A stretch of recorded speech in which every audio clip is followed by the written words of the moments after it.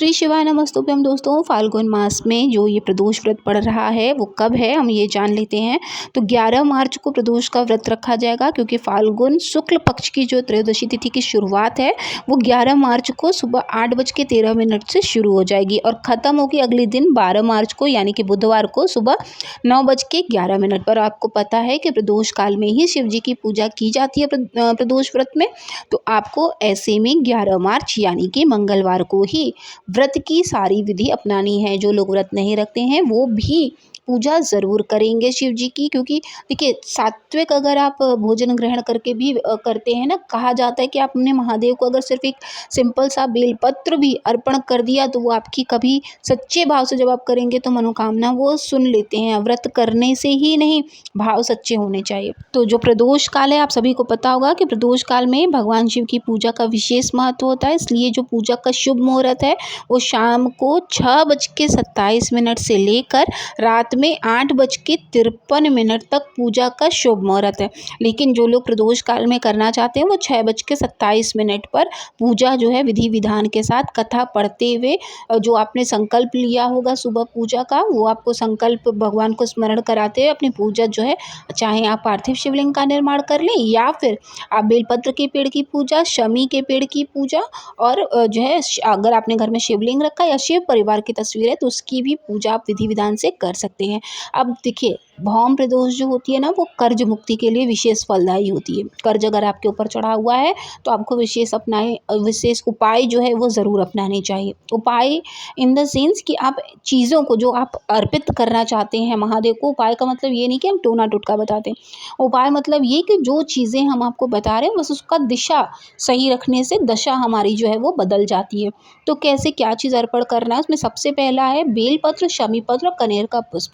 कनेर का पुष्प भी मैं आपको बता दूं, बहुत सारे लोग ये सोचते हैं गुच्छों गुच्छों में भी खिलता है, तो वो जो बहुत सारे गुच्छों में कनेर आता है वो कभी भी आप शिव जी को कुछ भी चढ़ाया जाता है। लेकिन ऐसा नहीं कि आप सच में कुछ भी चढ़ा दें, जो उनको चढ़ाया जाता है वास्तविक रूप में आप वही उनको अर्पित करें। कनेर के पुष्प, बहुत सारे ऐसे विदेशी फूल भी हैं जो देखने में कनेर जैसे लगते हैं पर वो कनेर नहीं होते। वास्तविक जो कनेर होता है वही आप चाहे एक ही महादेव को अर्पित करें, लेकिन वास्तविक जो कनेर है वही अर्पित करें। कैसे चढ़ाना है? बेलपत्र की जो डंडी है ना, डंडी का मुख जो है वो माता अशोक सुंदरी की ओर होगा, ठीक है।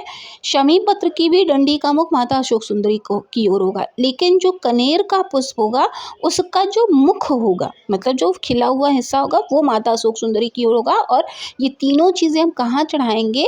महादेव के ऊपर, यानी कि जो पिंड है उसके ऊपर हमको ये चीज़ें चढ़ानी है।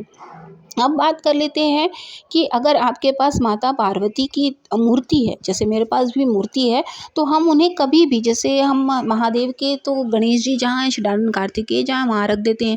नंदी महाराज के भी हम चरण के पास रखते हैं बेलपत्र, लेकिन कैसे रखते हैं आप सबने ध्यान दिया होगा अगर हमारी पिछली वीडियो में। तो बेलपत्र की जो डंडी का मुख होता है वो नंदी महाराज की ओर होता है और बेलपत्र का जो मुख होता है वो उनकी ओर होता है।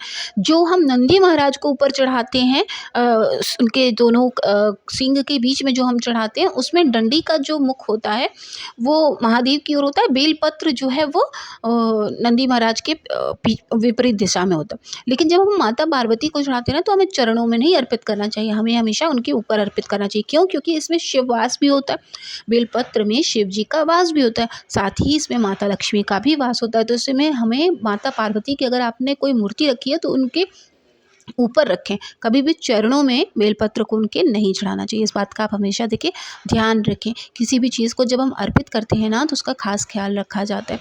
अगर आपको कनेर बहुत सारा मिल जाए तो आप क्या करें, एक माता अशोक सुंदरी की जगह रख दीजिएगा और एक जो है आप महादेव के ऊपर रख दीजिएगा। ऐसा करने से ना समस्या चाहे कोई हो, कोई भी हो, चाहे कर्ज से संबंधित हो या बीमारी से संबंधित हो, जब अगर आपने कनेर का पुष्प सही दिशा में करके चढ़ा दिया है तो प्रार्थना आपकी ज़रूर सुन ली जाती है।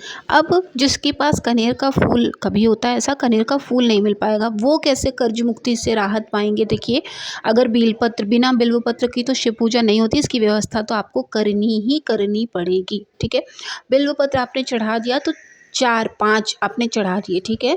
फिर जैसे आपने 11 है, 21 है, या अगर आपके पास 5 है तो क्या करेंगे आप, जो आखिरी बेलपत्र चढ़ाएंगे आप, ठीक है, जितनी भी संख्या आपने रखनी है। अगर आपको कोई एक आखिरी बेलपत्र जो आप चढ़ाएँगे उसमें आपको 3 पत्तियों में जो है शहद जो होता है, साफ-सुथरा शहद हो, उसकी आपको बिंदी लगा के महादेव को अर्पित कर देनी है। डंडी का मुख हमेशा की तरह माता सुख सुंदरी की ओर होगा और उल्टा करके ही चढ़ाना है। आपको पता है कि बेलपत्र हमेशा उल्टा करके ही चढ़ाया जाता है। इस तरह से करने से भी आपको कर्ज मुक्ति में बहुत जल्दी ही राहत देखने को मिलती है। साथ ही जिनसे आपने कर्ज लिया है, जैसे कभी देर होती है देने में तो रिश्तों में खटास आती है ना? तो कर्ज अगर आपने लिया हुआ है और वापस करने की स्थिति नहीं बन पाती है, जब तो मतभेद आते हैं रिश्तों में, तो उससे भी आपको राहत मिलती है। मतलब इंसान आपके ऊपर हावी नहीं हो पाता। इसमें भी आपको शहद की जो बिंदी होती है लगाने से आपको बहुत बड़ा फ़ायदा देखने को मिलता है। और सबसे सरल उपाय अगर आपसे बात करें तो प्रदोष काल में अगर आप शमी पत्र के जो शमी का पेड़ होता है उसके नीचे अगर आप पार्थिव शिवलिंग का निर्माण करके उसमें गंगा जल मिलाइए, शुद्ध जल मिलाइए और जो काला तिल होता है उसको मिला के श्री शिवाय नमस्तुभ्यं मंत्र का जाप करते हुए आपको वो जल महादेव का उसी से अभिषेक कर देना है। इससे भी आपको सरल है ज़रूर, लेकिन निश्चित है कि आपके कर्ज मुक्ति के रास्ते जो है अपने आप खुलने लग जाएंगे। लेकिन इससे पहले मतलब आप पार्थिव शिवलिंग का निर्माण करेंगे शमी पेड़ के नीचे, तो आपको इससे पहले शमी पत्र के पेड़ की पूजा करनी होगी और पीला चंदन जो शीतलता प्रदान करता है वो चंदन आपको उस पेड़ को लगाना है। इसके बाद जो शमी पत्र में देवी देवता विराजमान होते हैं उनको प्रणाम करते हुए स्मरण करते हुए आपको पार्थिव शिवलिंग का निर्माण करके ही पूजा करनी है। ठीक है, ये आपने निश्चित कर लेना है। उसके बाद जो भी आप मनोकामना कह रहे हैं ना, आपने मनोकामना कह दी, इसके बाद हमेशा ध्यान रखें कि जब भी कोई भी प्रदोष पड़े तो उस दिन की कथा आप ज़रूर पढ़ें। जब भी आप प्रदोष व्रत करते हैं तो कथा का विशेष स्मरण करना चाहिए।